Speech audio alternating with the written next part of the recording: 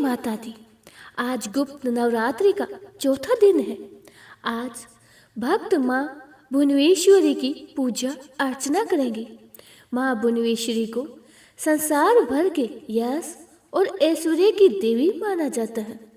भुवनेश्वरी आदि शक्ति का पंचम स्वरूप है। इसी रूप में माँ ने त्रिदेवों को दर्शन दिए थे। माँ भुवनेश्वरी को 10 महाविद्याओं में चौथा स्थान प्राप्त हुआ है।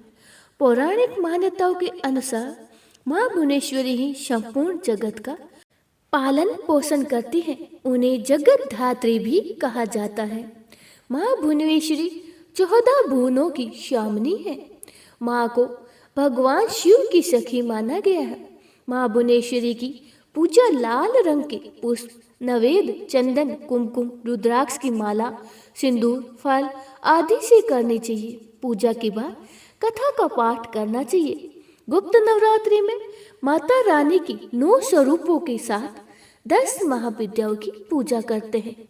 माँ भुवनेश्वरी 10 महाविद्याओं में चतुर्थ स्वरूप विद्या मानी जाती है।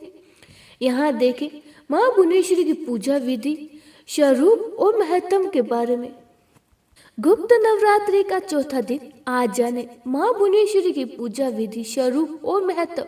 हिंदू धर्म में गोपनीय तरीके से पूजा नवरात्रि में 10 महाविद्या की पूजा करते हैं। इस दौरान खास कर वह लोग पूजा करते हैं जो तंत्र साधना करते हैं।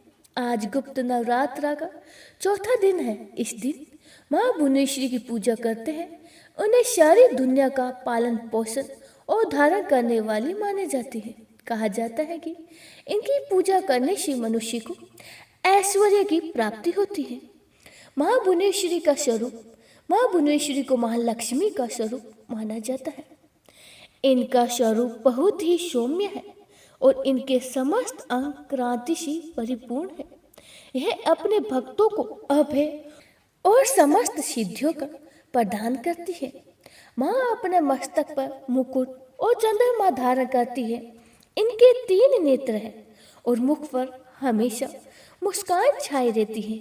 इसके अलावा ही हाथों में पास, अंकुश, वरद तथा अभय मुद्रा विराजमान रहते हैं।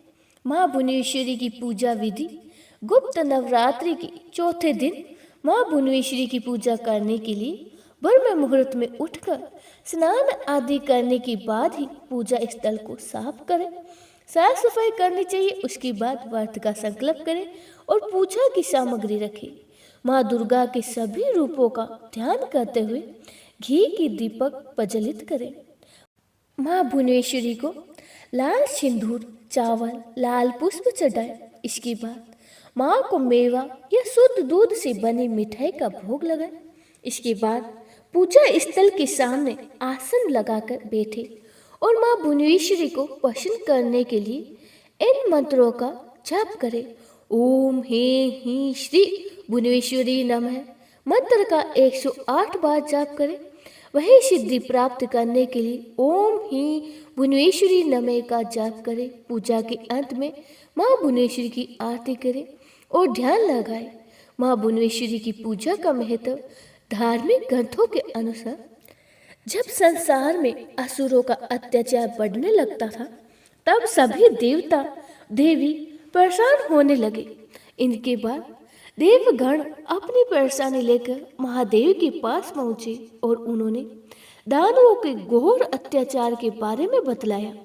महादेव ने देवताओं की बात सुनी और क्रोध में आकर दानवों का वध करने के लिए निकल गए। मान्यता है कि महादेव जी जब अंधकार राक्षस वध करने के लिए गए तो माँ भुवनेश्वरी ने उनकी मदद की थी। माँ भुवनेश्वरी की पावन कथा। माघ मास की गुप्त नवरात्रि का चौथा दिन आदि शक्ति माँ भुवनेश्वरी को समर्पित होता है। माँ भुवनेश्वरी को त्रिभुवन जननी, संपूर्ण ब्रह्मांड की आदि धात्री देवी कहा जाता है। यह वही शक्ति है जिनसे आकाश, पृथ्वी, जल, अग्नि, वायु और समस्त लोकों की उत्पत्ति हुई थी। माँ भुवनेश्वरी का स्वरूप अत्यंत ही दिव्य और शांत है। वह रक्त वर्ण वस्त्र धारण करती है। इनकी 4 भुजाओं में अंकुश, पास, वार मुद्रा, अभय मुद्रा धारण करती है और उनका आसन सिंह है और वे आकाश तत्व की अधिध्यात्री देवी मानी जाती है। माँ का मुखमंडल चंद्रमा के समान शांत और तेजस्वी है। माँ भुवनेश्वरी की पौराणिक कथा के अनुसार एक समय की बात है कि जब सृष्टि में अहंकार, अव्यवस्था और अधर्म फैलने लगा, देवता, ऋषि और मानव सभी भ्रमित हो गए। न नियम बचा न मर्यादा। देवता ने ब्रह्मा, विष्णु और महेश से प्रार्थना की, हे प्रभु, सृष्टि की मर्यादा नष्ट हो रही है। कोई ऐसी शक्ति प्रकट हो जो संतुलन स्थापित करे। तभी आदि शक्ति ने स्वयं को प्रकट किया और कहा कि मैं जब सृष्टि भटक जाती है तब मैं भुवनेश्वरी रूप में प्रकट होकर उसे दिशा देती हूँ और क्षण भर में ही आकाश प्रकाशित हो उठा और माँ भुवनेश्वरी प्रकट हुई और उनके प्रकट होते ही आकाश को विस्तार मिला, पृथ्वी को स्थिरता मिली और जल को प्रवाह, इसी तरह अग्नि को शक्ति मिली। माँ ने कहा, जो मनुष्य स्वयं को ब्रह्मांड का केंद्र मान लेता है वही पतन की ओर जाता है।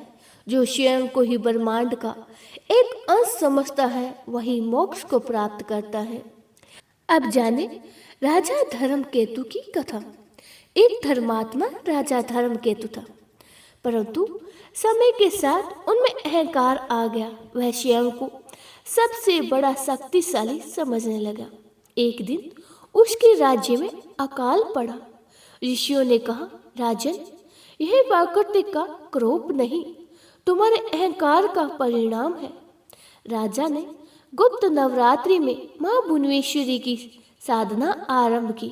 चौथे दिन पूर्ण श्रद्धा से जब उसने ध्यान किया, माँ प्रकट हुई। माँ ने कहा, राजा, सच्चा शासक वही है जो स्वयं को सृष्टि का सेवक समझे।